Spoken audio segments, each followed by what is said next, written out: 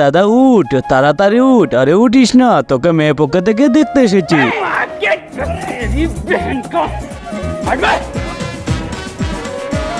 রাতুল ভাই, তোর নতুন শার্টটা দে না। কেন?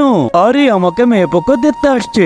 রুনি ভাই, আমাকে মেয়ে পক্ষ দেখতে আসছে, তোর নতুন জুতাটা দে না। শাওন ভাই, তোর ঘড়িটা দে না। আরে উঠানগুলো কি নোংরা হয়ে রয়েছে, এগুলো তাড়াতাড়ি পরিষ্কার করে দি। এখন বসার জায়গাগুলো একটু গুছিয়ে রাখি। নমস্কার। ঠিক আছে, বসো বসো। তো বেটা কেমন আছো? জি ভালো আছি। দয়া করে নাস্তাটা করেন।